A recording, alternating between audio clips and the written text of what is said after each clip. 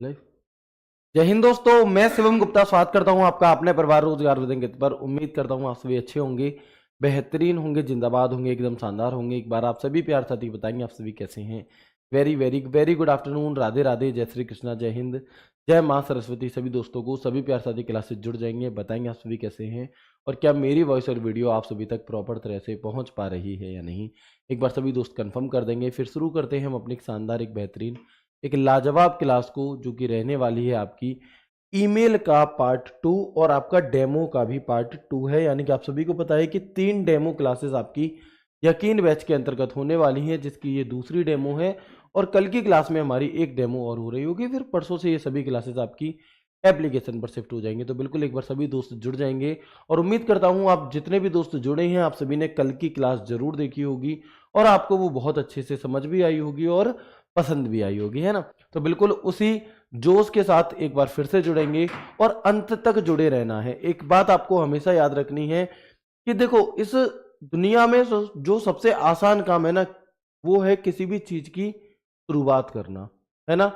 लोग किसी भी चीज की शुरुआत करना, किसी को कोई भैया सपने दुनिया देखती है, ठीक है, लेकिन मुझे ये बनना है, मुझे वो बनना है, एक दिन पढ़ेंगे, 2 दिन पढ़ेंगे, 3 दिन पढ़ेंगे, चौथे दिन बैठ जाएंगे, ठीक है। भैया बातें करते हैं लोग, बाग मिलते हैं, है, एक दिन करेंगे, 2 दिन करेंगे, लेकिन अंत तक। लेकिन देखो, जब दौड़ भी होती है ना, तो शुरू तो हजारों लोग करते हैं। जब मैराथन होती है तो शुरू तो हजारों लोग करते हैं, लेकिन क्या वो हजारों लोग जीतते हैं? नहीं, जीतता केवल वो है जो फिनिश करता है। तो आप सभी शुरुआत कर रहे हो, लेकिन आप में से काफी सारे दोस्त ऐसे होंगे, काफी सारे साथी ऐसे होंगे जो बीच में थक जाएंगे, जो बीच में रुक जाएंगे और फिर वो जाकर के तब जगेंगे जब नोटिफिकेशन आएगा। तो बस आपको अपने आप से ये एक वादा करना है कि मैं अगर अभी से स्टार्ट कर रहा हूं तो मैं तभी छोड़ूंगा जब मेरा सिलेक्शन हो जाएगा। इस बीच में मुझे चीजें नहीं छोड़नी है, ठीक है, तभी आप जाकर के फाइनल विजय पा पाओगे, अन्यथा बीच में तो दुनिया ही रुक रही है। और इसीलिए होता क्या है कि इसीलिए जो सक्सेस रेट है वो बहुत कम होती है। 1-2% लोगों की नौकरी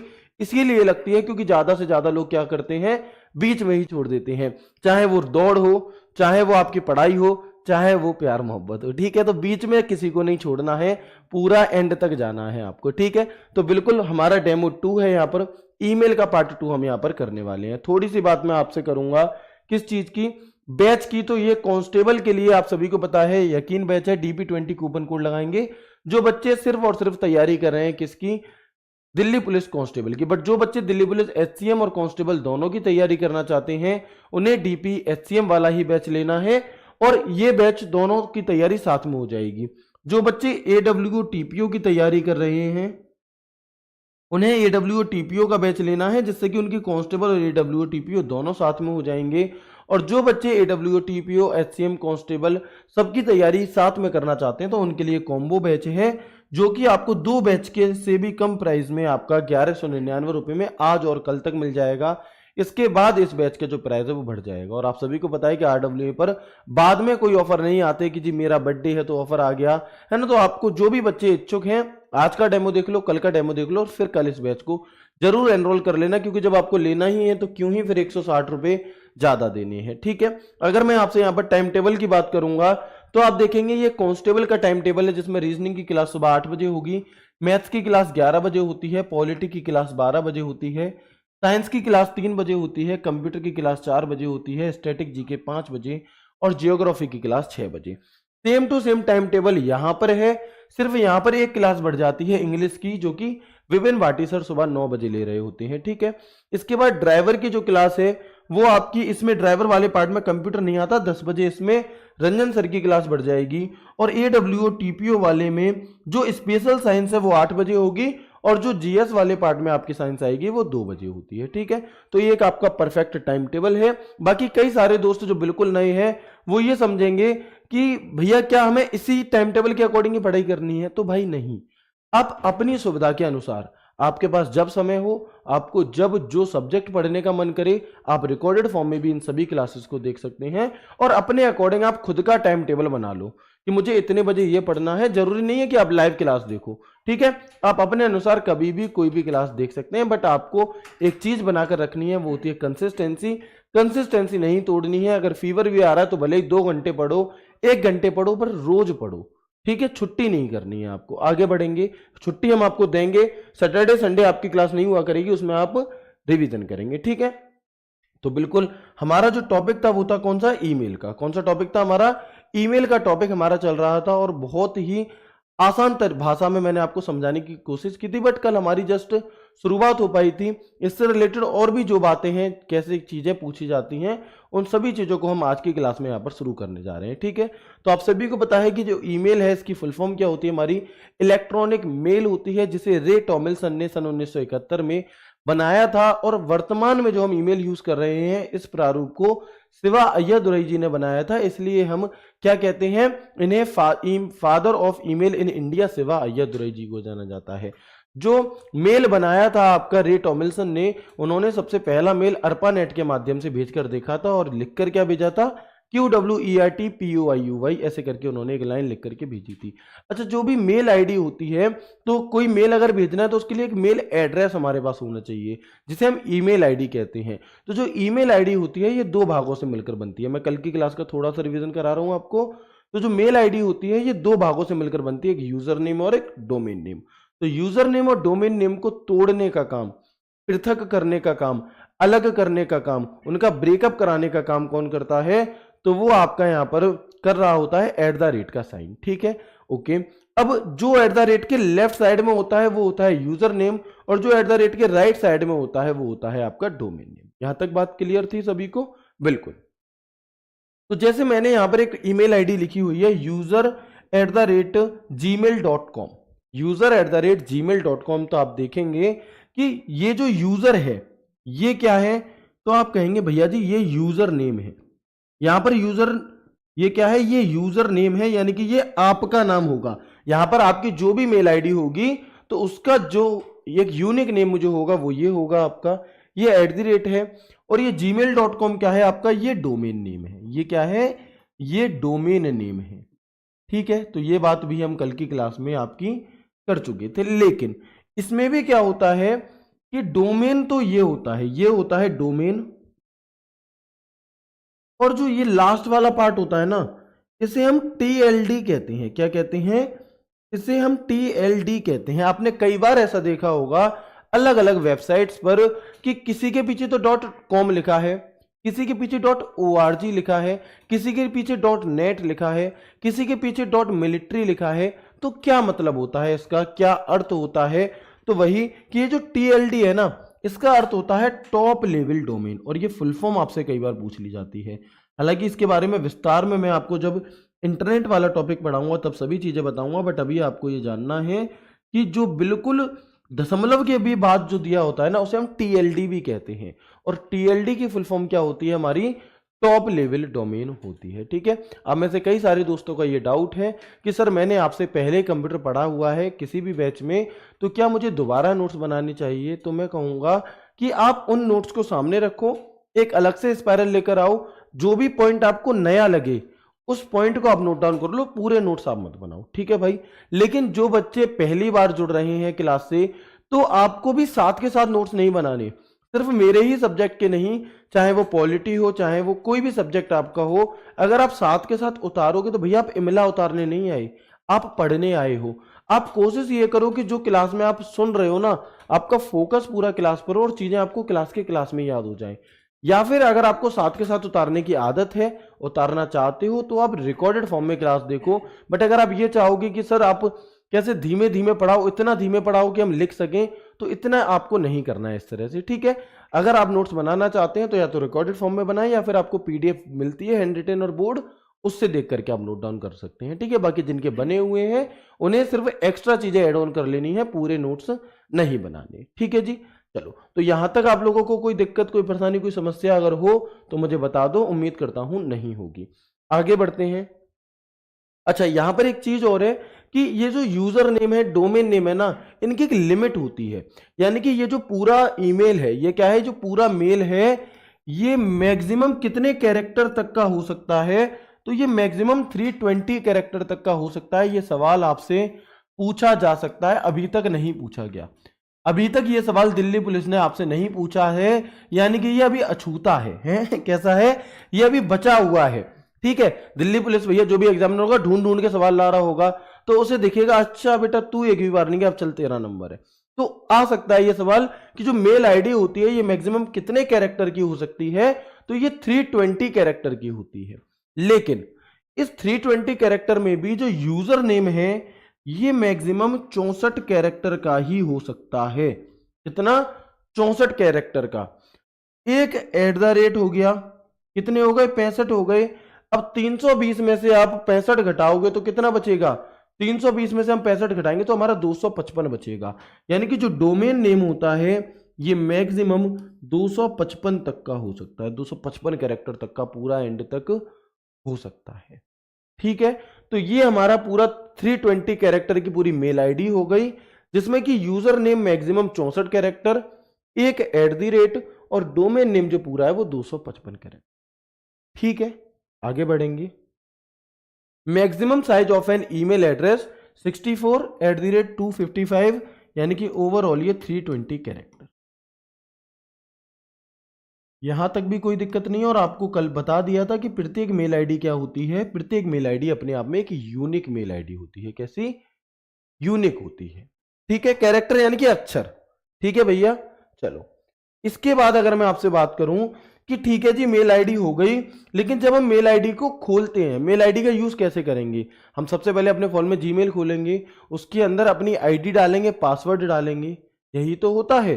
तो आप देखेंगे कि ईमेल क्लाइंट में साइन इन करने के लिए, साइन इन यानी कि उस आईडी को खोलने के लिए आमतौर पर ईमेल आईडी और पासवर्ड की आवश्यकता होती है। यानी कि अगर आप चाहते हो कि आपके कंप्यूटर पे आपकी मेल आईडी ओपन हो जाए तो हमें क्या डालना होता है? ID password. बिल्कुल वैसे ही जैसे आप इंस्टाग्राम पर अपनी आईडी लॉगिन करते हो, तो सभी दोस्त जानते हैं लॉगिन करना क्या होता है। तो इंस्टाग्राम पर अगर आप अपनी आईडी लॉगिन करना चाहोगे तो वो क्या होगा? आईडी पासवर्ड मांगेगा। फेसबुक पर लॉगिन करना है, आईडी पासवर्ड मांगेगा। ठीक इसी प्रकार से, ठीक उसी प्रकार से अगर आपको अपनी मेल आईडी लॉगिन करनी है तो आईडी पासवर्ड हमारे पास होना चाहिए। कैरेक्टर यानी कि अक्षर। भैया प्रशांत कितने नंबर है तुम्हारे?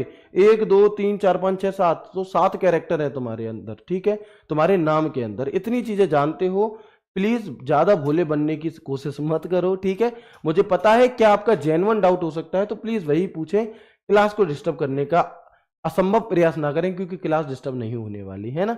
चलो इसके बाद हम देखते हैं। अच्छा, जब हम किसी भी मेल आईडी को, किसी भी मेल आईडी हो, इंस्टाग्राम की आईडी हो या वो आपकी फेसबुक की आईडी पासवर्ड हो, अगर आप उसे लॉगिन कर रहे होते हैं और जब वो आप पासवर्ड डालते हैं तो उस पूरी प्रोसेस को प्रमाणीकरण कहते हैं हिंदी में, और इंग्लिश में से ऑथेंटिकेशन कहा जाता है। क्या? ये ऑथेंटिकेशन कहा जाता है कि क्या आप वही व्यक्ति हैं जो इस मेल आईडी के अधिकारी हैं, यानी कि आपकी ही है ये, इसलिए आपसे पासवर्ड मांगा जाता है। तो आप कहेंगे कि जब ईमेल लॉगिन करने के लिए पासवर्ड मांगा जाता है तो इस प्रक्रिया को प्रमाणीकरण कहा जाता है। और कई बार अगर आपको हिंदी में नहीं मिलेगा तो ऑथेंटिकेशन इंग्लिश में मिलेगा। When a password is asked to log in an email the process is called authentication. चाहे ईमेल को लॉगिन करने के लिए पासवर्ड आपसे मांगे, चाहे आपसे इंस्टा आईडी लॉगिन करने के लिए मांगे, चाहे आपसे फेसबुक आईडी लॉगिन करने के लिए मांगे, यानी कि जहां भी आपसे पासवर्ड मांगता है तो उस प्रोसेस को हम ऑथेंटिकेशन कह रहे होते हैं, यानी कि प्रमाणीकरण कह रहे होते हैं। क्लियर है? यहां तक की कोई दिक्कत तो नहीं है? स्पीड में कोई दिक्कत तो नहीं है? एक बार मुझे कंफर्म करेंगे, फिर हम आगे बढ़ते हैं। ठीक है दोस्त, चलो अब मेल आईडी लॉगिन कैसे होती है। तो आप जब जीमेल पर जाएंगे और सबसे पहले आप लॉगिन करने के लिए क्लिक करेंगे तो दो शब्द होते हैं, एक शब्द होता है लॉग इन और एक शब्द होता है साइन अप। तो यदि आपकी ऑलरेडी कोई अकाउंट बना हुआ है तो आपके पास आईडी होगी, तो आप लॉगिन करेंगे और पासवर्ड डाल देंगे। बट यदि आपकी कोई भी आईडी है ही नहीं तो आपको साइन अप करना होता है, और वहां पर आपसे आपकी बेसिक जानकारी मांग करके आपका नाम, आपका सरनेम, आपका यूजर आईडी, आप क्या रखना चाहते हैं, आपका फोन नंबर, आपकी डेट ऑफ बर्थ, किस पर्पज से आप बनाना चाहते हो, वहां पे फिर आपकी मेल आईडी बन जाएगी और आप इसमें एक पासवर्ड रख सकेंगे। ठीक है, इसके बाद हम देखेंगे कि जब आपको मेल आईडी लॉगिन करनी होती है तो आप यहां पर अपना मेल आईडी लिखेंगे, नेक्स्ट करेंगे, यहां पर अपना पासवर्ड डालेंगे, नेक्स्ट करेंगे तो आपकी आईडी ओपन हो जाएगी। क्या हो जाएगी? आपकी जो आईडी है वो ओपन हो जाएगी कुछ इस तरीके से, है ना। ऐसा ईमेल का सरफेस हमारे सामने खुलता है। ठीक है जी। अब देखो जितनी बातें अभी मैंने बताई, अभी तो मैंने कुछ बताया ही नहीं है, यहां से भी कुछ क्वेश्चंस पूछे गए, वो मैं आपको दिखाना चाहूंगा। कैसे? तो what information is typically required to sign into an email client. मैंने कल आपसे कहा था कि आप सभी अपनी बातों को कमेंट करके जरूर बताना क्लास कैसी लगी। मैं सभी के कमेंट पढ़ूंगा, तो आप सभी का थैंक यू। आप सभी ने कमेंट किया, मैंने सभी के कमेंट पढ़े भी और लाइक भी किए। तो कुछ कमेंट मुझे ऐसे मिले थे कि सर जो क्वेश्चन आप इंग्लिश में ला रहे हो उसे हिंदी में भी लाओ, या जो हिंदी में ला रहे हो उसे इंग्लिश में भी लाओ। तो बिल्कुल आप जो बात की डिमांड करें वो हम जरूर पूरा करेंगे। तो भैया इंग्लिश हिंदी दोनों में है। ईमेल क्लाइंट में साइन इन करने के लिए आमतौर पर कौन सी जानकारी होनी चाहिए? गोत्र पता होना चाहिए है कि कौन से ब्राह्मण हो, कि कौन से बनिया हो, क्या यह पता होना चाहिए? नहीं। क्या यह पता होना चाहिए कहां के रहने वाले हो? नहीं। अगर आप अपनी आईडी को लॉगिन करना चाहते हो तो क्या पूरा नाम जन्म तिथि चाहिए? भाई मेरे शादी थोड़ी रचानी है, सो जन्म तिथि से कुंडली मैच कराओगे? ठीक है, तो ये भी नहीं होगा। फोन नंबर पता भी नहीं। क्या होना चाहिए? अगर मेल आईडी लॉगिन करनी है तो हमें ईमेल पता और पासवर्ड पता होना चाहिए। आसान है, क्वेश्चन पूछा गया है। ठीक है, 16 नवंबर। अगला सवाल, which of the following is a secret string of a character used to verify the identity of a user during the authentication process. यानी कि निम्नलिखित में से कौन सा शब्द प्रयोग किया जाता है इस चीज के लिए कि जब प्रमाणीकरण ऑथेंटिकेट किया जाता है कि आप ही उस आईडी के मालिकाना हक रखते हैं। तो क्या पता होना चाहिए आपको? उसका डोमेन नेम पता होना चाहिए, उपयोगकर्ता का नाम पता होना चाहिए, वेबसाइट या फिर पासवर्ड। तो आपको पासवर्ड पता होना चाहिए। क्या पता होना चाहिए? पासवर्ड पता होना चाहिए। आसान है। ठीक है जी। देखो अब अगर मैं आपको हर सवाल दिखाऊंगा तो हो सकता है कि जो क्लास हमारी जो टॉपिक हमारा 2 क्लास में खत्म होना वाला हो वो 5 में खत्म हो। बहुत ज्यादा फायदेमंद वो चीजें नहीं रहेंगी।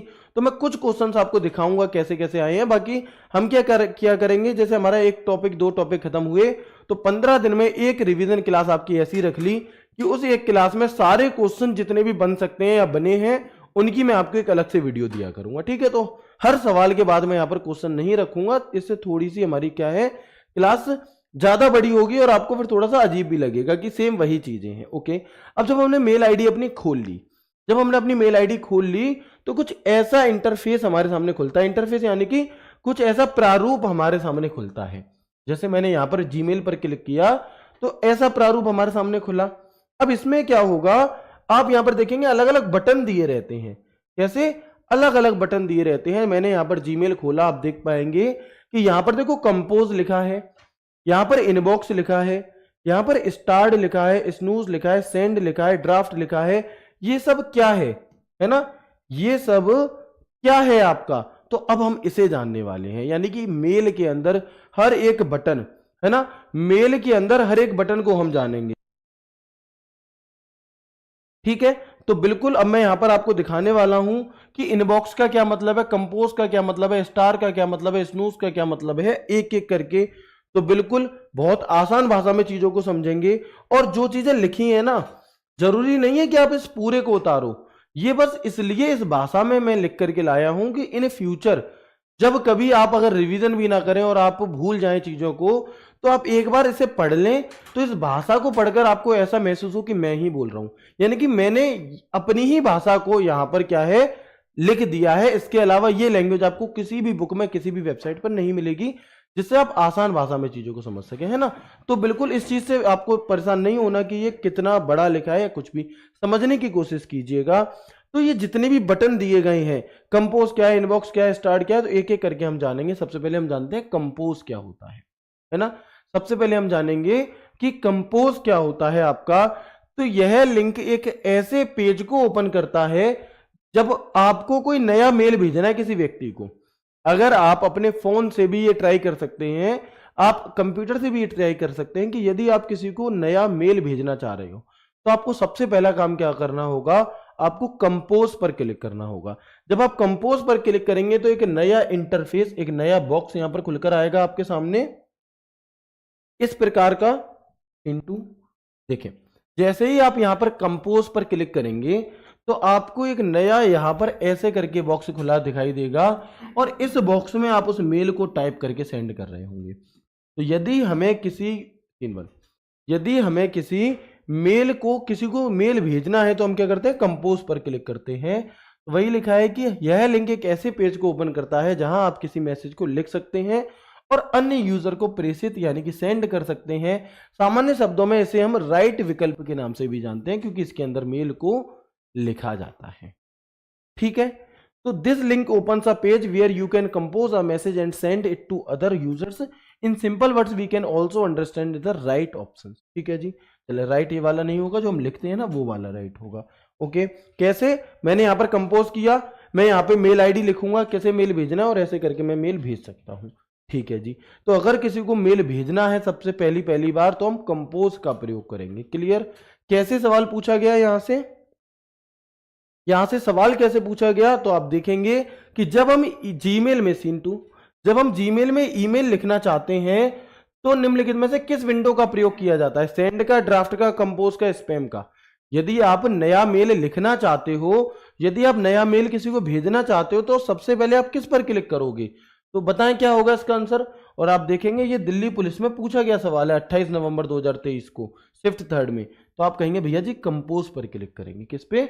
हम यहां पर कंपोज पर क्लिक कर रहे होंगे, कोई दिक्कत नहीं है। इसके बाद इनबॉक्स। अच्छा, ईमेल जो टॉपिक है ये सरल क्यों है? इसका सरल होने का एक बड़ा कारण ये है कि ये काफी हद तक मिलता जुलता है हमारे फोन के व्हाट्सएप से, ये काफी हद तक मिलता जुलता है हमारे फोन के एसएमएस से, क्योंकि काम तो वहां पर भी वही हो रहा है, वहां पर भी संदेश ही भेजे जा रहे हैं, बस प्लेटफॉर्म अलग अलग हैं आपके, है ना। तो आप देखेंगे कि जो हमारे पास पहले छोटे वाले फोन होते थे कीपैड वाले, उसमें जब भी कोई मेल हमारे पास कोई मैसेज हमारे पास आता था तो वो किस में आता था? इनबॉक्स के अंदर आता था। यस और नो? तो बिल्कुल वही चीज यहां पर है ना, वही चीज आपकी यहां पर है कि प्राप्त ईमेल को देखने के लिए, यानी कि कौन सा ईमेल हमारे पास आया है वो मेल देखने के लिए, वह उन देख लिया ठीक है, फिर क्या हट जाएगा? नहीं, वो वहां पर स्टोर बना रहेगा। वह उन्हें स्टोर करने के लिए एक बॉक्स दिया रहता है जिसे हम इनबॉक्स कहते हैं। ठीक है, कोई भी ईमेल अगर हमारे पास आ रहा है तो सर्वप्रथम कहां पर आता है? इनबॉक्स में ही आता है। To view and store received emails, any email first comes in the inbox. यानी कि जो भी मेल हमारे पास किसी ने भी भेजा वो कहां आएगा? वो इनबॉक्स के अंदर आएगा। क्लियर है? चलिए आगे बढ़ते हैं। क्लियर है? यहां से सवाल कैसे पूछे जाएंगे, तो देखो मैं आपको दिखाना चाहूंगा कि ईमेल मेल बॉक्स में इनबॉक्स का मुख्य उद्देश्य क्या होता है, बताओ, है ना। मुख्य उद्देश्य क्या होता है? ईमेल को रिमाइंडर शेड्यूल करना, ट्रेस करना, कॉन्टैक्ट एड्रेस बुक बनाना या फिर प्राप्त ईमेल को स्टोर करना। तो आपका इनबॉक्स का मुख्य उद्देश्य क्या होगा? प्राप्त ईमेल को स्टोर करना होता है यहां पर हमारा। ठीक है, what is the main purpose of the inbox? आपका क्या? आर्चिविंग रिसीव्ड ईमेल। अगला सवाल कैसे पूछा गया? इसी इनबॉक्स से। तो ईमेल क्लाइंट में कौन सा फोल्डर प्राप्त ईमेल को संग्रहित करने के लिए किया जाता है? वही अगेन स्टोर करने के लिए। तो प्राप्त ईमेल को स्टोर करने के लिए अगेन हम इनबॉक्स का प्रयोग कर रहे होते हैं और ये सवाल पूछे गए हैं। यानी कि अभी तक आपने जितना भी पढ़ा है, आधे घंटे का जो भी टॉपिक अभी तक आपने पढ़ा है ईमेल का, आप समझ सकते हैं कि यहां से भी बेशुमार क्वेश्चन पूछे गए हैं, है ना। तो क्लियर है यहां तक की चीजें? एक बार सभी दोस्त मुझे यस करके बता देंगे कि हाँ जी सर हमें सभी चीजें क्लियर है। और मेरी आप सभी से रिक्वेस्ट रहेगी कि मैं देखो कुछ चीजें ऐसी होंगी ना कि रोज रोज नहीं समझाई जाएंगी आपको। जो बच्चा समझ लेगा वो सिलेक्शन ले जाएगा, जो नहीं समझेगा वो भटकता रहेगा, है ना। समझदार को इशारा काफी होता है। तो मैं आपसे एक बात कहना चाहूंगा, आज से इस बात को गांठ बांध लो कि आपको पीडीएफ के पीछे बहुत ज्यादा नहीं भागना है, वो किसी भी सब्जेक्ट की पीडीएफ हो, क्योंकि पीडीएफ में सिर्फ और सिर्फ रखी रह जाती हैं। जैसे आप लोगों ने देखा होगा जब कभी हम कहीं जैसे झांकी निकलती है ना, जैसे हमारे यहाँ झांकी निकलती है, राम बारात निकलती है, अग्रसेन जयंती निकलती है, दुर्गा जयंती निकलती है, तो वहां पर बहुत शानदार बहुत सुंदर दृश्य होता है, वहां पर बहुत अच्छा लग रहा होता है। लेकिन हम लोग क्या करते हैं, काफी लोग कि फोन है उठाएंगे और ऐसा करके वीडियो बनाने लगेंगे, है ना। और मतलब वो जो खुद देख सकते थे अपनी आंखों से उसे नहीं देख रहे, और वो वीडियो बना के फोन में धर ली, और वो वीडियो भाई साहब 5 साल हो गई दोबारा देखी ही नहीं। भाई इससे अच्छा तो ये था कि तुम उस टाइम खुद एक अच्छा फील कर लेते, है ना। उसे क्यों ही अपने फोन में स्टोर, क्या ही करोगे तुम उसे? हद से हद किसी को घर पे जाके एक जने को दिखा दोगे बस। लेकिन 56 वीडियो बना लेंगे, 56 देवी जागरण हो रहा है तो उस देवी जागरण में मैया का नाम तो लिया नहीं, 56 वीडियो बना के धर ली उस सिंगर की, और तुमने सुने ही नहीं, वहां पे भजन ही नहीं सुना तुमने, है ना।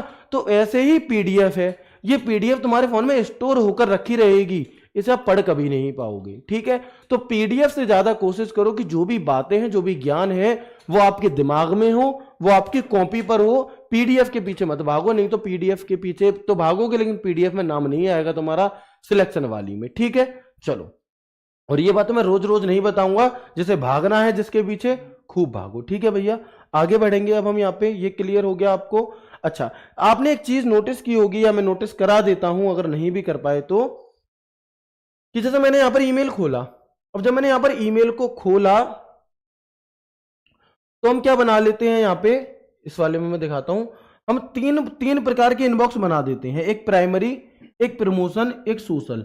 आप अपने फोन में भी देखते होंगे सिंटू, आप अपने फोन में भी देखते होंगे कि क्या होता है, प्राइमरी ईमेल में कौन से मेल आते हैं जो काम के होते हैं, प्रमोशन में कौन से आते हैं कि आपने कहीं पर ऐसी जगह रजिस्टर कर दिया जहां पे मान लो आपने कभी कोई कार फार सर्च कर ली, कितने रुपए की आती है, सीन 1 है ना, आपने कोई कार सर्च कर ली और वहां पे आपने अपना फोन नंबर डाल दिया, तो वहां पे जो भी ऑफर वगैरह आएंगे टाइम टू टाइम वो प्रमोशन वाली में आते रहेंगे यहाँ पे, है ना, वो यहां पर दिखाई नहीं देंगे आपको प्राइमरी में।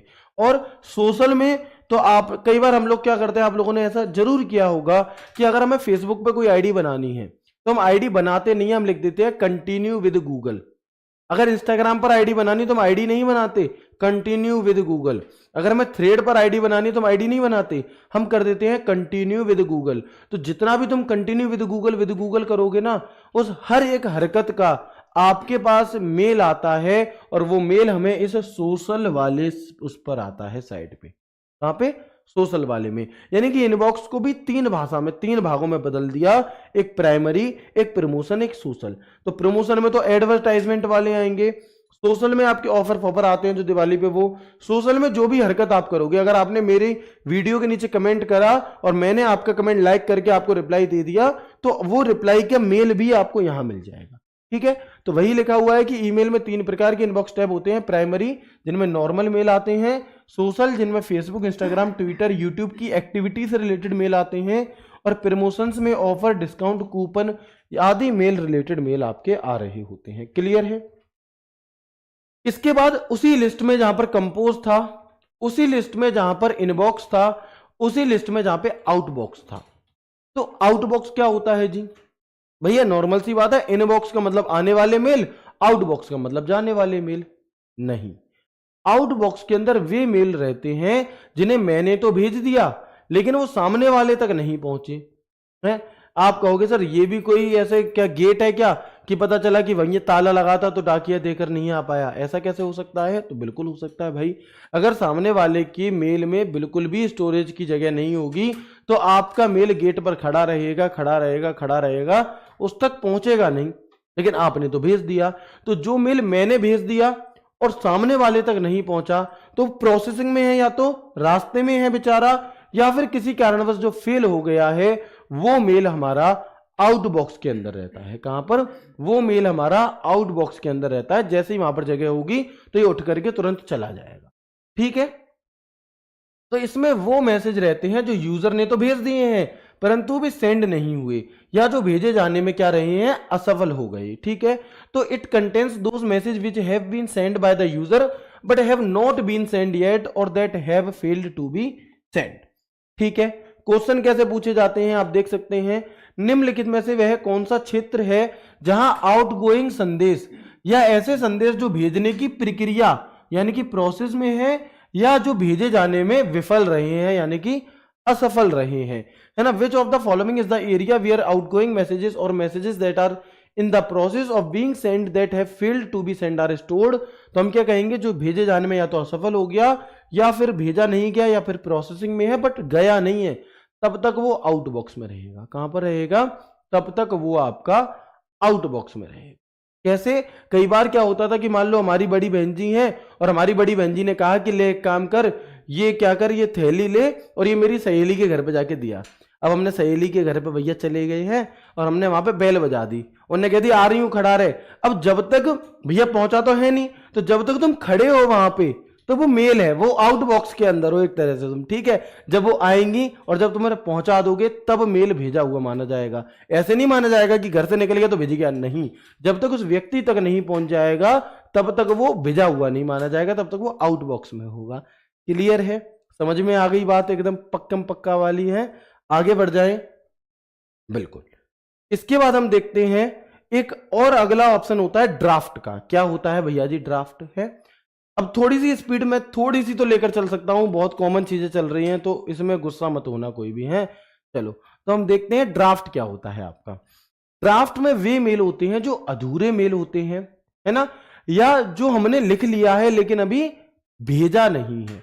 ठीक है, जो मेल हमने लिख लिया है लेकिन अभी भेजा नहीं है, या जो मेल अभी अधूरा है, वो कहां रहता है? वो ड्राफ्ट के अंदर होता है।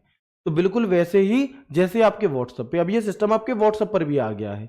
कैसे कि आप किसी को गुड मॉर्निंग लिख दो और भेजो मत, आप जैसे ही बैक करोगे ना तो वहां पर ड्राफ्ट लिखा आ जाएगा। आप अपने फोन के एसएमएस में ये चीज काम करके देख सकते हैं कि जैसे ही आप किसी को मैसेज लिख दें बट भेजे नहीं तो वो ड्राफ्ट आ जाएगा, यानी कि ये मैसेज या तो अधूरा है या आप भेजने का इंतजार कर रहे हैं। कई बार क्या होता है कि किसी से बात चल रही है लंबी चौड़ी है, उधर से बड़े बड़े पैराग्राफ आ रहे हैं, इधर से बड़े बड़े पैराग्राफ जा रहे हैं, तो भैया तुम सोच रहे हो पहले जो जो सामने वाला टाइप कर रहा है ना, पहले जाके सुन लूं ये कहना क्या चाह रहा है। आपका मैसेज टाइप हो रखा है यहाँ पे, बट आप तब भेजोगे जब जो सामने वाला लिख दे। है ऐसा होता है कई बार कि हम अपने रोक कर रखते हैं, जिससे कि ऐसा ना हो कि मैंने अपना भेज दिया तो सामने वाला जो लिख रहा था वो मिटा देगा और फिर तुम्हारी बातों पे तुम्हें सुना जाएगा। है तो हम रुके रहते हैं। तो आपने कि चलो ज्यादा ही देर लग रही है तो बैक कर दिया, तो जब आपने बैक किया मैसेज तो लिखा हुआ तैयार था लेकिन भेजा नहीं, तो वो ड्राफ्ट के रूप में हो गया। ठीक है, या फिर मुझे कोई मेल भेजना था, मुझे जल्दी बल्दी में आधा पुद्दा मैंने मेल भेजा और फिर मुझे कोई काम आ गया तो मैं बैक करके चला गया, मैंने कहा बाद में भेजूंगा, जितना लिख गया, तो भी वो ड्राफ्ट के अंदर रहता है। तो वो कहां रहता है? तभी भी वो आपका ड्राफ्ट के अंदर ही रह रहा होता है। तो ड्राफ्ट में वे मैसेज रहते हैं जो टाइप तो कर लिए हैं पर अभी तक सेंड नहीं किए गए। मान लो मेरी हैप्पी बर्थडे है और तुम्हारे पास मेरा फोन नंबर है, तो तुम मुझे चाहते हो कि अपने दिल की बात लिखो और 10 लाइन की कोई बहुत लंबी चौड़ी बात मुझे लिख करके कहो, है। तो आप देखोगे कि आप भैया पहले से अगर करेक्ट उतने बजे लिखने बैठोगे तो भाई 12 के 12 10 हो जाएंगे, तब तो दुनिया तुम्हारी दुनिया को दुनिया विश कर चुकी होगी तब तक, तो है तो फिर फायदा ही क्या रहा। तो तुम क्या करते हो? तुम पहले से ही मैसेज टाइप करके रखते हो, है, और जैसे ही 0 0 0 0 हुआ और तुमने खट के सीना बटन दबाया और वो चला गया और सामने वाले को लगेगा वाह भाई साहब इतनी जल्दी इतना बड़ा मैसेज लिख दिया, तो वो ड्राफ्ट है। वो क्या है? वो ड्राफ्ट है आपका। ठीक है, तो देखेंगे जैसे मैंने एक मेल भेजा था, खुद को भेजकर आपके लिए मैं लेकर आया था, तो यहां पर ड्राफ्ट लिखा आ रहा है क्योंकि ये जो हर हर महादेव है ये मैंने सेंड नहीं किया, ये मैंने सेंड नहीं किया। जैसे व्हाट्सएप पर भी ये फीचर आ चुका है, मैं अभी अपने ही व्हाट्सएप का स्क्रीनशॉट लेके आया कि मैंने खुद को लिखकर भेजना चाह रहा था, टारगेट दिल्ली पुलिस, दिल की पुलिस। क्या है? टारगेट दिल्ली पुलिस, दिल की पुलिस। मैं खुद को ही लिखकर भेजना चाह रहा था बट मैं भेज नहीं पाया, या रुक गया, सिंटू लगा दो। तो आप देख पाओगे यहां पर व्हाट्सएप पे भी ऐसे ड्राफ्ट लिखा आता है, यानी कि इसका अर्थ ये है सीन 1, इसका अर्थ ये है कि ये मेल अभी भेजा नहीं गया है, भेजे जाने के लिए तैयार है। क्वेश्चन कैसे पूछेंगे? क्वेश्चन पूछते हैं आप जो संदेश लिख रहे हैं उसे तब तक क्या कहा जाता है जब तक आप उसे भेज नहीं देते, तो उसे क्या कहा जाता है? तब तक उसे ड्राफ्ट मेल कहा जाता है। कौन सा? What is the message you are the writing called until you send it, put it in the case, तो ड्राफ्ट मेल हो जाएगा। जंक एंड स्पैम मेल क्या होता है भैया? अच्छा आप मुझे ये बता सकते हो कि स्पैम कॉल क्या होती है?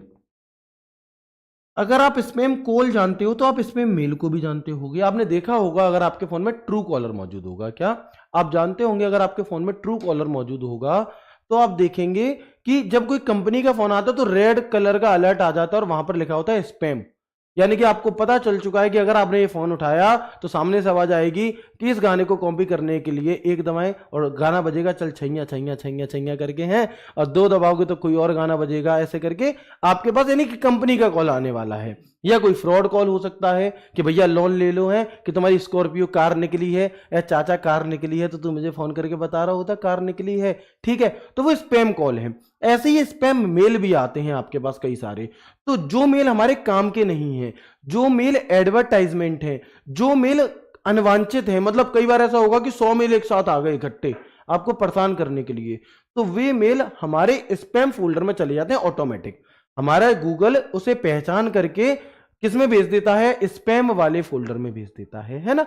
तो आप देखेंगे कि जंक मेल भी कहते हैं, स्पैम मेल भी कहते हैं, और इन्हें हम अनसॉलिसिटेड मेल भी कहते हैं।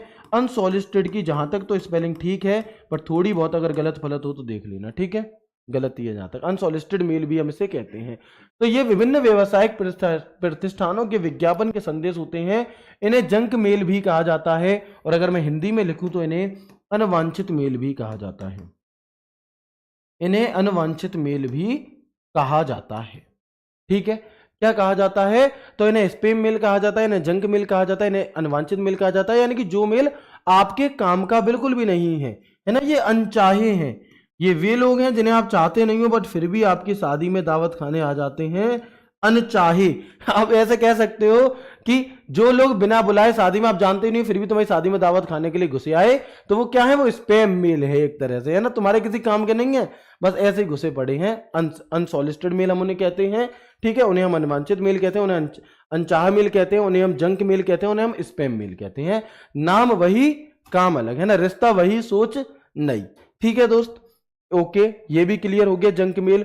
देखो, हर एक सिंगल पॉइंट से क्वेश्चन पूछा गया है, इसलिए हर एक सिंगल पॉइंट क्लियर कर रहा हूं मैं आपका। हर एक बटन आपको बता रहा हूं विद प्रैक्टिकल वाला, जो कि क्योंकि हर एक जरूरी है ना। आगे आप देखेंगे निम्नलिखित में से किस फोल्डर में ऐसे अप्रार्थित और अनवांछित जंक ईमेल होते हैं जो प्राप्तकर्ताओं की एक बड़ी सूची को अव्यवस्थित तरीके से थोक में भेजे जाते हैं। तो जो काम के नहीं है वो स्पैम फोल्डर में होते हैं, और आप ऑप्शन एलिमिनेट कर सकते हो यहां से बड़ी आसानी से, ठीक है। चलो आगे बढ़ेंगे इसके बाद। अच्छा, एक बॉक्स एक और यहां पर ऑप्शन दिया जाता है सेंड। तो सेंड का क्या मतलब है जी? इसका क्या मतलब है? तो इसमें वे मेल होते हैं जो सेंड हो चुके हैं, यानी कि जो प्रॉपर तरह से, जो मेल प्रॉपर तरह से भेज चुका है वो आपको सेंड के अंदर मिलेगा। कहां पर? जैसे मैं आपको दिखाऊं कि जैसे हमारी टीम के सभी भाई क्या करते हैं कि जब आपकी ये क्लास हो जाती है तो इसकी बोर्ड पीडीएफ यहां भेज देते हैं। कहां भेज देते हैं?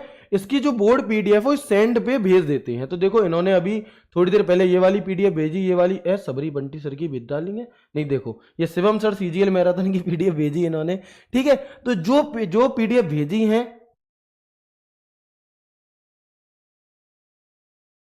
तो जो पीडीएफ भेजी है वो सेंड के अंदर आएंगी, जो आ रही हैं वो हमारी इनबॉक्स के अंदर आएंगी। क्लियर है?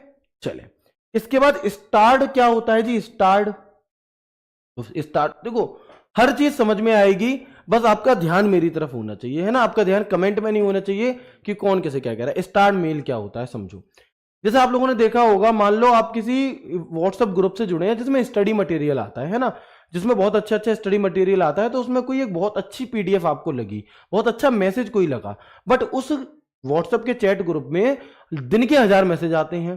तो जो मैसेज आपको अच्छा लगा था वो मैसेज तो उड़ जाएगा आपका थोड़ी बहुत देर बाद, पर हम क्या कर सकते हैं, उस मैसेज को थोड़ी देर लॉन्ग प्रेस करके, हमारे व्हाट्सएप में एक स्टार्ट का ऑप्शन आता है, उस पर अगर हम क्लिक कर देंगे तो एक बार स्टार कर दो, फिर आपको कुछ नहीं करना, फिर आपको अपने व्हाट्सएप में जाना है और यहां पर जो 3 डॉट दिए रहते हैं यहां पे क्लिक करके ऐसी लिस्ट खुलेगी, यहां पर स्टार्ट मैसेज लिखा होगा, इस पर क्लिक करोगे तो जो मैसेज वहां ग्रुप में था वो आपको स्पेशल यहां पर अलग से दिखाई दे रहा होगा।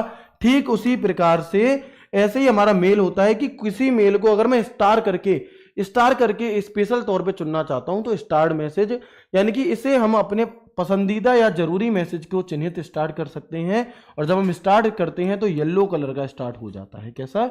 येलो कलर का, ठीक है। तो स्टार क्या होता है समझ में आ गया। आप देख सकते हैं सीन 2 एक बार। कंपोज मेल को नया मेल लिखना है, इसलिए इनबॉक्स मेल जो आएंगे वो आएंगे इसमें। स्टार मेल इंपॉर्टेंट करने के लिए, सेंड मेल भेजने के लिए, ड्राफ्ट यानी कि जो अधूरा मेल है भेजा नहीं गया वो लेस का मतलब ये है कि ये लिस्ट अधूरी कम दिखेगी, ठीक है। इंपॉर्टेंट करने के लिए और चीजों को मैं आपको आगे बताने वाला हूं। स्पैम यानी कि अनवांछित मेल।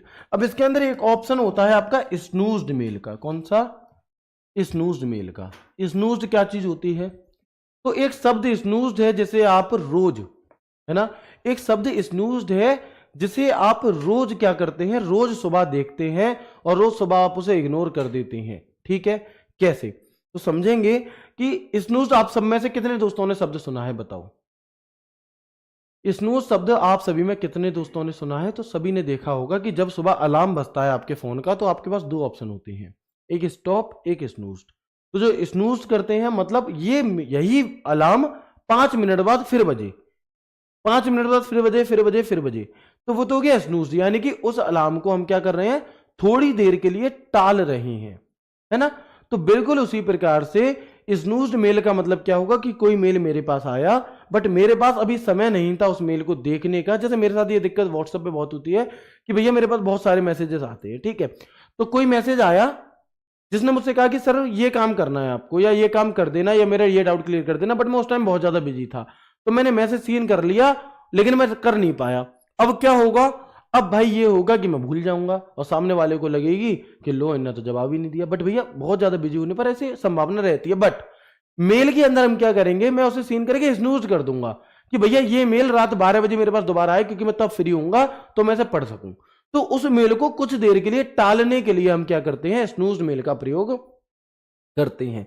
जब तक आपको उस मेल की जरूरत ना हो तब तक आप उसे टाल दें। जब हम जीमेल में किसी ईमेल को स्नूज कर देते हैं तो यह कुछ समय के लिए गायब हो जाता है। जब आप चाहें तब ईमेल आपके इनबॉक्स के शीर्ष पर आपको दोबारा से दिखाई देगा और आपके चुने गए समय पर आ जाएगा और इनबॉक्स से।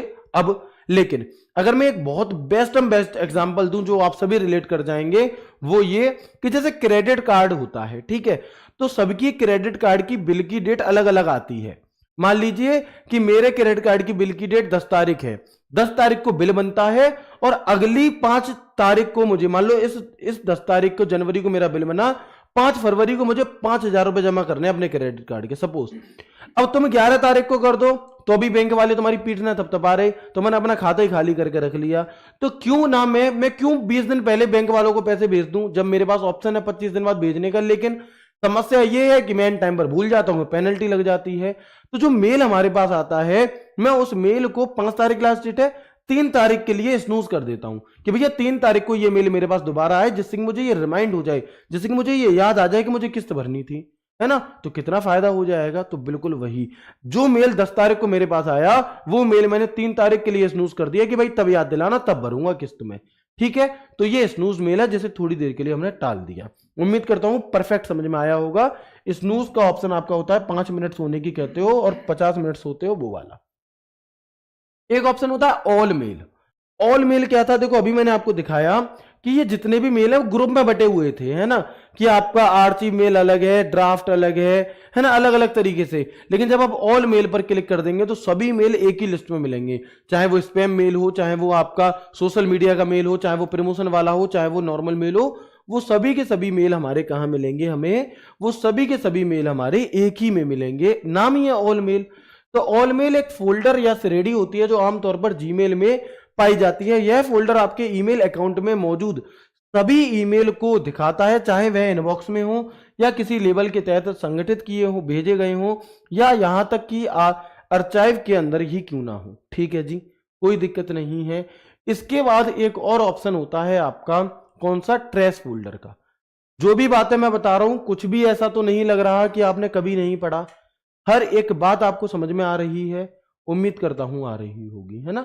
और अगर किसी भैया को थोड़ी सी कम आए तो भाई एक बार दोबारा देख लेना, क्योंकि सिलेक्शन आपको लेना है, घर की जिम्मेदारी आपके ऊपर है, तो प्रयास भी आपको ही करने होंगे, है ना। अगर आप थोड़े से कमजोर हैं, आपको चीजें थोड़ी देर में समझ में आती हैं, तो आपको थोड़ी सी मेहनत ज्यादा करनी होगी बजाय हार मानने के, है ना, क्योंकि हार तो दुनिया मान ही रही है। आप भी मान लोगे तो अंतर क्या रहेगा उनमें आप में, ठीक है। तो अगर कोई चीज कम भी समझ में आए कोई बात नहीं, किसी भी सब्जेक्ट में, चाहे रीजनिंग हो, चाहे मैथ हो, चाहे जीएस हो, कोई भी सब्जेक्ट अगर थोड़ा कम समझ में आ रहा है, बैक करो, दोबारा देखो। ऑनलाइन का सबसे अच्छा फायदा यही है कि आप जितनी बार चाहो, जितनी स्पीड में चाहो देख सकते हो, तो देखो, मेहनत करो, ठीक है। अभी आपके पास सफिशिएंट टाइम है, जो बिल्कुल बच्चा बेसिक से है वो भी चीजों को अच्छे से सीखेगा, है ना। अब ट्रेस फोल्डर क्या होता है जी, तो मान लो कि कोई मेल, मतलब बहुत सारे मेल मेरे पास हो गए और मैं उन मेल को हटाना चाहता हूं, काम के मेल नहीं है, ठीक है। तो जो मेल हम डिलीट करते हैं, जो मेल हम डिलीट करते हैं वो एक फोल्डर में चले जाते हैं जिसका नाम होता है ट्रेस फोल्डर। समझना, पहले मेरी बात को समझना, थ्योरी को गोली मारो, मेरी बात को समझो। जो मेल आप डिलीट कर रहे हो वो मेल ट्रेस फोल्डर में चला जाता है और वहां पर वो 30 दिन तक रहता है। कितने दिन तक? 30 दिन तक। जैसे आप सभी के फोन में एक रिसेंटली डिलीट या फिर रिसाइकल बिन का ऑप्शन होता है, जिसमें आप अपनी फोटो या वीडियो को डिलीट करते हो तो वो फोटो या वीडियो उस रिसेंटली डिलीट वाले फोल्डर में चली जाती हैं। यस और नो बताओ जल्दी से। बिल्कुल चली जाती होंगी, आपने देखा होगा। और अगर आप चाहो तो उस फोटो या वीडियो को डिलीट करने के बावजूद भी वापस ला सकते हो। कैसे? रीस्टोर करके। लेकिन अगर आपने 30 दिन तक उसे रीस्टोर नहीं किया अपनी फोटो या वीडियो को, तो वो ऑटोमेटिक डिलीट होती चली जाएगी। क्लियर है? आप सभी ने देखा है, आपके फोन से रिलेट करती हैं चीजें।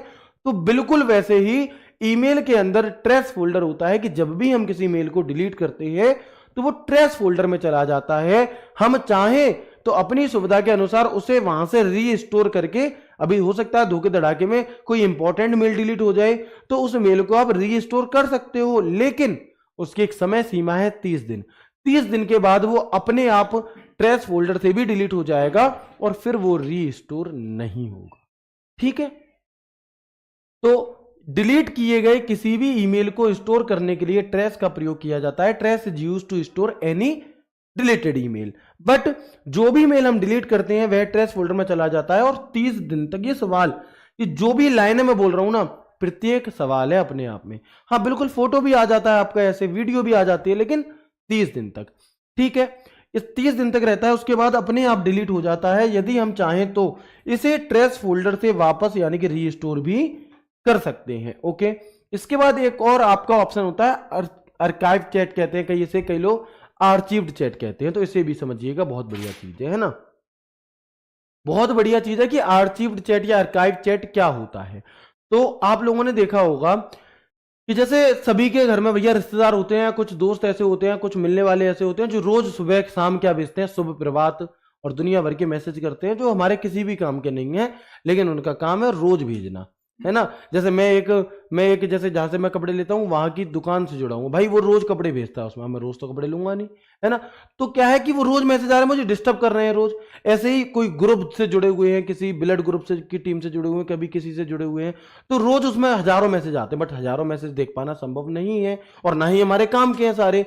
तो हम क्या करते हैं कि उन मैसेज को नॉर्मल चैट से उठा करके एक साइड वाली चैट में, ऐसी चैट में डाल देते हैं जहां हमें दिखे ना, वो जहां हमें वो ना दिखे। जैसे मान लो हमारे रिश्तेदार हैं, आपके रिश्तेदारों ने आपको, आपके फूफा जी ने आपको किसी ग्रुप से जोड़ दिया और उस ग्रुप में ऐसी दुनिया भर के मैसेज आते हैं, आप लेफ्ट कर नहीं सकते, नहीं तो फूफा जी तुम्हारे पापा से शिकायत कर देंगे कि तुम्हारा लड़का देखो कितना बदतमीज है, मैंने उसे एक ग्रुप में जोड़ा था और वो भग गया वहां से, है। तो तुम हट भी नहीं सकते और वो काम का भी नहीं है। तो तुम क्या करोगे, फूफा जी को और फूफा जी के ग्रुप को, दोनों को उठा करके आर्चीव चैट में सुरक्षित बिठा दोगे कि आप यहां बैठो, है ना, आपका मैसेज आएगा बट मैं देखूंगा नहीं, ठीक है। तो एक तो इसलिए भी काम आता है। दूसरा होता क्या है कि आप किसी स्पेशल वन से बात कर रहे हो और बगल में तो दोस्त खड़ा है, ठीक है, और ऐसा उजक करके देख रहा है वो किसका मैसेज आया है, या फिर आपने तो फोन किसी और काम के लिए खोला, तो मैं दोस्त ने कही देखियो भाई मैंने एक मैसेज करा था देखियो, और पता चले कि उसका मैसेज ऊपर है, उसके ठीक नीचे मैसेज है क्या कर रहे हो, हैं। तो भाई फिर वो तुम्हारे पीछे पड़ जाएगा। तो आप क्या करते हैं कि उस मैसेज को ऐसे सिलेक्ट करके और अर्चाइव्ड में डाल देते हैं, अर्चीव्ड जो भी आप इसे कहें उसमें डाल देते हैं।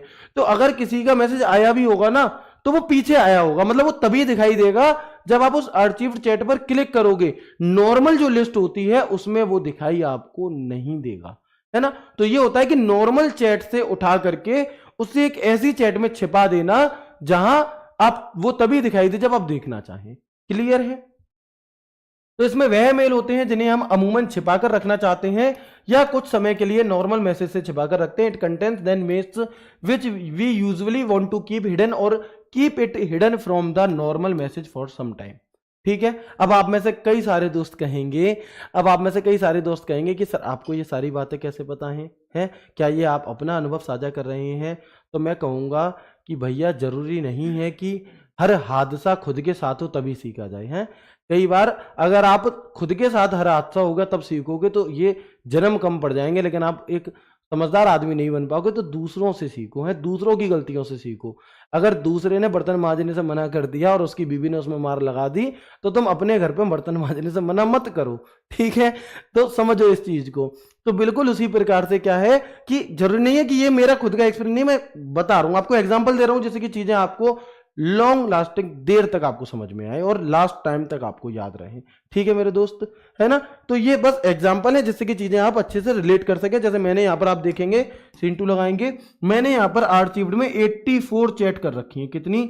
84, है ना। क्योंकि आप लोगों के अलग अलग पीडीएफ के ग्रुप्स होते हैं, बहुत सारे अलग अलग ग्रुप होते हैं हमारे, तो जो ग्रुप काम के नहीं है व्हाट्सएप ग्रुप, उन्हें मैंने यहां पर कर रखा है। तो ऐसे ही हमारे ईमेल भी आर्चिव्ड हो जाते हैं। ठीक है,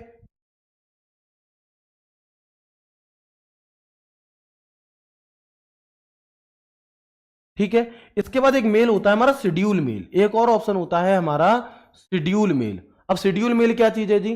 जैसे मेरे साथ एक बहुत बड़ी समस्या ये है कि मान लो कि मेरा कोई दोस्त है और उसका जन्मदिन है जी आज से 20 दिन बाद, ठीक है।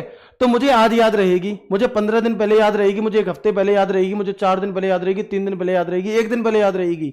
लेकिन जिस दिन मुझे उसे रात में 12 बजे विश करना होगा, मुझे या तो उस दिन नींद आ जाएगी, या मैं उस दिन जल्दी सो जाऊंगा, या मुझे चक्कर आ जाएंगे, या मैं भूल जाऊंगा।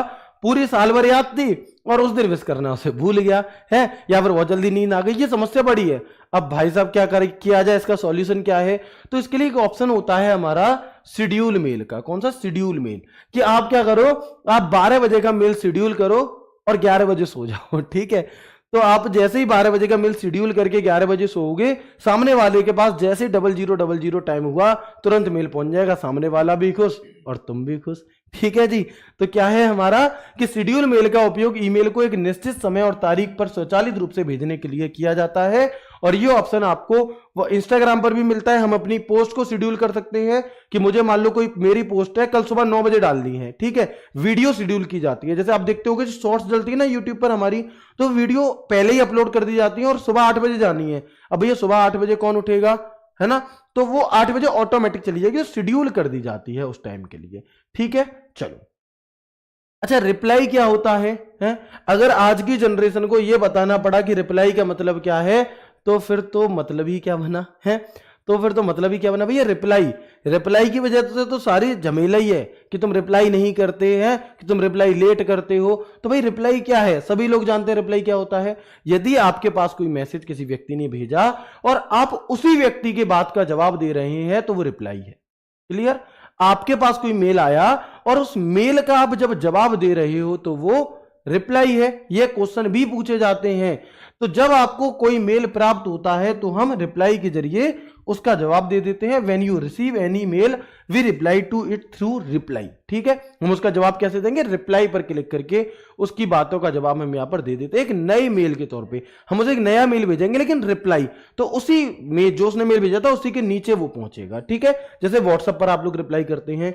ये सवाल आपका पूछा गया था रिप्लाई से संबंधित, तो ये आप देख लेंगे। ठीक है, बहुत ज्यादा समय नहीं है हमारे पास।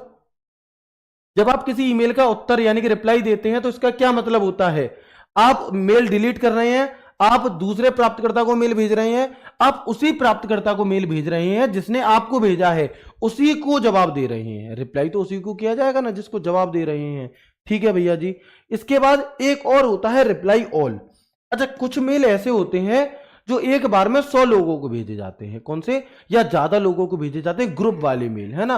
तो कोई ऐसे मेल हैं जो एक बार में ज्यादा लोगों को भेजे गए हैं, तो उन सभी लोगों को अगर आप एक बार में रिप्लाई करना चाहते हो, तो हम रिप्लाई ऑल का प्रयोग करते हैं। अगर रिप्लाई करना है तो एक व्यक्ति को, और सभी जितने भी लोग उस मेल में जुड़े हुए थे उन सबको रिप्लाई करना है, तो रिप्लाई ऑल। यानी कि ईमेल में रिप्लाई ऑल का उपयोग तब किया जाता है जब आप एक समूह यानी कि ग्रुप को ईमेल का जवाब देना चाहते हैं और सभी प्राप्तकर्ताओं को शामिल करना चाहते हैं जिन्हें मूल ईमेल भेजा गया था, यानी कि जो मेन ईमेल है वो जिन जिन के पास गया था, उन सभी लोगों को अगर आप रिप्लाई करना चाहते हो, तो रिप्लाई ऑल आसीन टू। आप देखेंगे यहां पे कि सिर्फ रिप्लाई करना है तो आप इस पर क्लिक करोगे तो इसी एक व्यक्ति को रिप्लाई जाएगा। लेकिन अगर आपको और भी लोग जो इस मेल से जुड़े हैं सबको रिप्लाई करना है, तो आप इस रिप्लाई ऑल पर क्लिक करेंगे। ठीक है, आगे। इसके बाद फॉरवर्ड क्या होता है जी? तो कोई भी फोटो आपके पास आया, कोई वीडियो आपके पास आई, कोई ऑडियो आपके पास आई, और वो फोटो ऑडियो वीडियो आपने किसी और व्यक्ति को किसी और ग्रुप में भेज दी, तो वो फॉरवर्ड है ना। अगर उसी व्यक्ति को जवाब दे रहे हो तो रिप्लाई है, लेकिन उस मेल को आपके पास कहीं से मेल आया, आपने वो मेल उठाकर किसी और को भेज दिया, तो वो फॉरवर्ड करना होगा। ठीक है, तो एक जगह से आए हुए मेल को किसी दूसरी जगह भेजने के लिए फॉरवर्ड करते समय और ये किया जाता है। वाह, एक चीज स्पेशली पूछी जाती है कि क्या किसी मेल को फॉरवर्ड करते समय उसमें बदलाव किया जा सकता है? जी हाँ। उसमें अटैचमेंट ऐड की जा सकती है? जी हाँ, की जा सकती है। तो फॉरवर्ड क्या होता है ये भी आप बखूबी जान गए होंगे। तो एक बार सभी दोस्त मुझे कंफर्म करेंगे यहां तक की बातें आपको क्लियर है? ठीक है, यस और नो करके बताएंगे एक बार मुझे, क्या यहां तक की हर एक बात आपको अच्छे से समझ में आ चुकी है? यस और नो? ठीक है जी, वेरी गुड, है ना? यहां तक की सभी बातें समझ में आ गई हैं आपको। तो ये वाला जो आप यहां पर देख पाएंगे कि जब हम मेल को खोलते हैं तो जो ये वाले ऑप्शंस आपको दिए रहते हैं ये सभी मैंने आपको क्लियर करा दिए। ठीक है, अब हम क्या पढ़ेंगे? अब हम कल की क्लास में पढ़ेंगे, जब आप कंपोज पर क्लिक करते हो तो जब हम किसी को मेल भेजते हैं तो टू क्या होता है, सब्जेक्ट क्या होता है, सीसी क्या होता है, बीसीसी क्या होता है, कैसे किसी को मेल भेजा जाता है, इन सभी चीजों को मैं आपको यहां पर कल की क्लास में कराने वाला हूं। टू क्या है, सीसी क्या है, बीसीसी क्या है, सब्जेक्ट क्या है, सेंड पर क्लिक करने से क्या होगा, ए क्या है, अटैचमेंट क्या है, ये सभी चीजें कौन सी क्या होती हैं, इन्हें हम यहां पर कल की क्लास में सीख रहे होंगे। तो थोड़ी सी बात मैं आज की क्लास में भी कर लेता हूं, तो क्योंकि थोड़ा 2 मिनट का समय हमारे पास अभी है। ठीक है, तो यदि हमें किसी को मेल भेजना है, ठीक है, तो जब आप किसी को कोई गिफ्ट देते हो तो आप क्या करते हो? टू अपनी सहेली का नाम या सहेला, यानी कि जो भी आपका दोस्त है, लड़के लड़कियों को देंगे तो भैया अपने दोस्त का नाम। ठीक है, तो टू इन्हें, फ्रॉम इन्हें की तरफ से, यानी कि अगर मैं भेज रहा हूं तो मैं कहूंगा टू इन्हें और फ्रॉम शिवम गुप्ता। ठीक है, इस प्रकार से।